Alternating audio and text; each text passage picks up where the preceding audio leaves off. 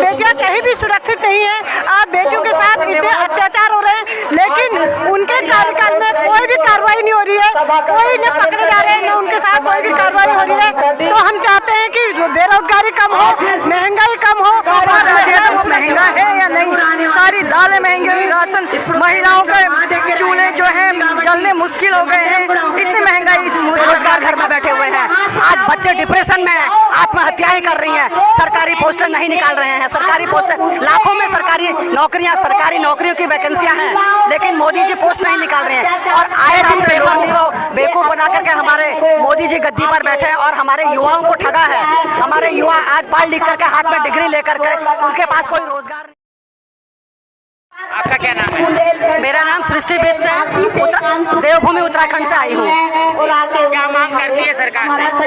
अरे आज हम देखते हैं डबल इंजन की सरकार जिस तरीके से महंगाई और बेरोजगारी से पूरा देश आज हाहाकार कर रहा है, जिस हिसाब से लोगों को बेवकूफ बना करके हमारे मोदी जी गद्दी पर बैठे हैं और हमारे युवाओं को ठगा है।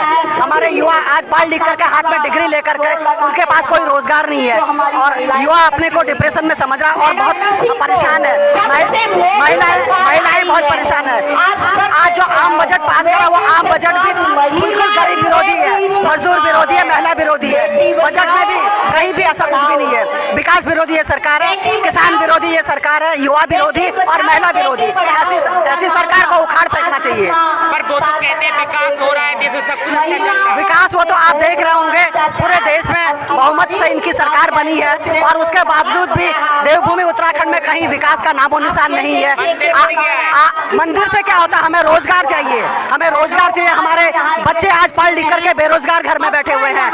आज बच्चे डिप्रेशन में हैं, आत्महत्याएं कर रही हैं, सरकारी पोस्टर नहीं निकाल रहे हैं। सरकारी पोस्टर लाखों में सरकारी नौकरियों की वैकेंसियां हैं, लेकिन मोदी जी पोस्ट नहीं निकाल रहे हैं और आए दिन पेपर लीक हो रहा है। ऐसे पहले इतिहास में पहली बार ऐसा हुआ है जब हमारे आए दिन जो भी पेपर अगर करा रहे वो पेपर लीक हो जा रहा है। तो ये सरकार पूरी तरह से भ्रष्टाचार में लिप्त है और आम बजट में इन्होंने आंकड़ों का खेल किया है, कुछ भी नहीं मिला आम जनता के हाथ में, कुछ भी नहीं। जिस तरीके से आज LIC को और SBI में लोगों का पैसा फंसा हुआ है, आज प्रधानमंत्री जी को जवाब देना चाहिए। आज प्रधानमंत्री जी चुप क्यों बैठे हुए? आज लोगों का जो जिंदगी भर की कमाई है वो शेयर इनके डाउन हुए हैं। अंबानी जी और अडानी जी को इन्होंने पनपाया, इनको बना और गरीब किसानों का न तो इन्होंने ऋण माफ किया और न ही गरीब किसानों के पास इनके लिए कोई स्कीम है। तो ऐसे सरकार ने ऐसे प्रधानमंत्री जी ने तो खुद इस्तीफा देना चाहिए और 2024 में जनता बताएगी कि 8 सालों में इन्होंने विकास किया या विनाश किया, ये जनता बताएगी। तो कह रहे महंगाई खत्म होगी। अगर महंगाई खत्म होती तो कांग्रेस सरकार में 2014 में 450 का गैस का सिलेंडर था, आज 1100 गैस का सिलेंडर पहुंच गया है। हमारी बहनें, गरीब तबके की बहनें, एक बार उज्ज्वला सिलेंडर लेने से उनका घर नहीं चलता है, आज दोबारा चूल्हा जला रही है। तो कहां से महंगाई कम हुई है? आय भी दुगनी कर दी, आय दुगनी कर दी। हमारा देश आज इतने कर्ज में डूबा हुआ है, सरकारी कर्मचारियों को तनख्वाह देना मुश्किल हो रहा है। ये तो वक्त बताएगा कि इस सरकार ने अंदर से देश को खोखला कर दिया।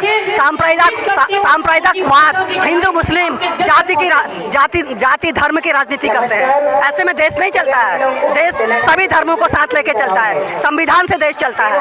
आज मोदी जी ने संविधान से छेड़छाड़ करने की कोशिश की है, तो कहाँ देश में महंगाई कम हुई है, कहाँ बेरोजगारी कम हुई है?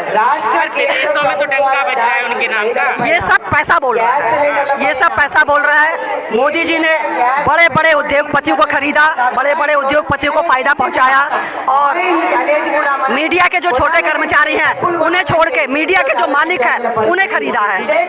आज आप यहाँ पर आए हैं पत्रकार की हैसियत से, आप जो सही न्यूज है वो देंगे, लेकिन हमें पता है कि वो डेस्क में जाकर न्यूज चेंज हो जाती है, तो कहीं न कहीं घोटाला है, पूरा काला ही काला है। आपका क्या नाम है? राधा बेस्ट। कहाँ से आए हो? मैं अल्मोड़े से आई हूँ। क्या मांग करते हैं मोदी सरकार से? यही करते कि वो गरीबी हटाए और महिलाओं को सुरक्षित करने की कोशिश करें और बेरोजगारी हटे। सारे मतलब बेरोजगार जो बच्चे हो रहे हैं, पढ़ लिख के जो पेपर लीक हो रहे हैं, ये पेपर लीक नहीं होने चाहिए। उनकी सरकार में बहुत बड़ा हो रहा है और उनकी सरकार में न महिलाएं सुरक्षित हैं। सिलेंडर की बात अगर करें तो कांग्रेस सरकार के सिलेंडर जब भी 400 में था तो उनको बहुत महंगा लगता था, लेकिन उनको ये नहीं पता कि हमने आज 1100 पहुंचा दिया तो वो महंगा है या नहीं। सारी दालें महंगी हुई, राशन, महिलाओं के चूल्हे जो हैं जलने मुश्किल हो गए हैं। इतनी महंगाई इस मोदी सरकार ने कर दी। मैं लता तिवारी अल्मोड़ा उत्तराखंड से हूँ। आज हम मोदी सरकार से ये चाहते हैं कि सबसे पहले तो जो महंगाई है वो कम करे और दूसरा जो बेरोजगारी है, आज बेरोजगारी देखो, बच्चों के पेपर कर रहे हैं लोग, पेपर हो रहे हैं, लेकिन वह 10 दिन के बाद पता चलता कि वह पेपर लीक हो गया है। ये बच्चों का जो भविष्य है उसके साथ खिलवाड़ है।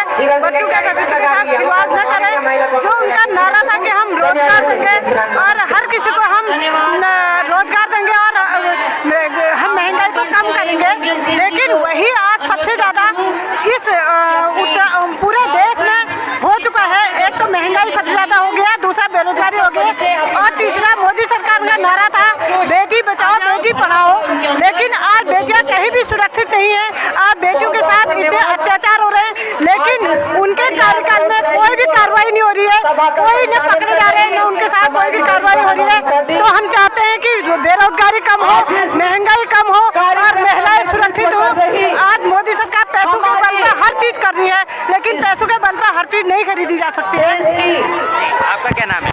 मैं नंदा बिष्ट हूँ और मैं उत्तराखंड के सबसे लास्ट तहसील, लास्ट बॉर्डर से आई हूँ, जो चाइना बॉर्डर और नेपाल बॉर्डर का एरिया है।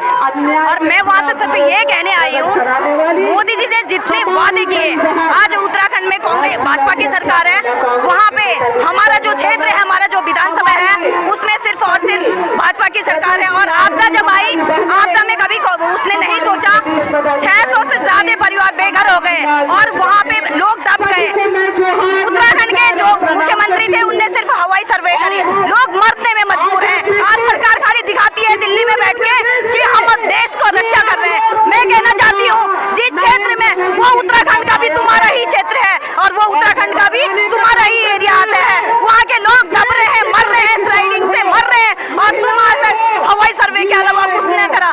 धिक्कारती हूँ ऐसी सरकार पे जो अपने ही देश की जनता को न बचाने का काम करती, न पुनर्वास करती है। ऐसी सरकार का क्या, जो जनता मर रही है और वो यहाँ पे अपने मौज मस्ती, ऐशो आराम और अपने जिस तरीके से उनका रहन सहन है, उनकी ड्रेस इतनी महंगी होती है, उतने में तो आपदा वालों का घर बन जाता, आपदा वाले शिफ्ट हो जाते हैं। मोदी जी से कहना चाहती हूँ आपसे, अगर आपको देश नहीं समझते, ना महिलाएं सेफ है, ना यहाँ पे बेरोजगार युवा सेफ है, तो तुम अगर खुद रईसों के लिए है तो आपको कुर्सी छोड़ देनी चाहिए। ऐसे देश को बदनाम करने के लिए नंबर 1 मोदी है। तो अब ये दोस्ती निभा रहे हैं, देखिए दोस्त का साथ दे रहे हैं। जिस तरीके से आज दोस्ती निभा रही है, वो जिस तरीके से महंगे लिबास पहनते हैं, एक फकीर इतना महंगा लिबास पहनते हैं तो वो फकीर नहीं कहलाते हैं। वो एक जानबूझ के एक षड्यंत्रों के बाद वो मुख्यमंत्री प्रधानमंत्री बने हैं और वो ऐसे ही अडानी अंबानी जैसे लोगों के साथ मिलके अपने ऐशो आराम की जिंदगी जीते हैं। वो क्या हिंदू होगा, वो क्या हिंदू होगा जो अपनी माँ के मरने पे अपना मुंडन नहीं कराते हैं? कहाँ का फकीर होगा वो, कहाँ का वो प्रधानमंत्री कहता है और मैं कहता है हिंदू मुस्लिम की लड़ाई लड़ाता है। वो अपनी माँ के मरने पे अपना मुंडन नहीं कराता, वो ना हिंदू है ना उसकी कोई जाति नहीं है। ऐसे इंसान को निकाल उखाड़ना चाहिए, उखाड़ फेंकना चाहिए।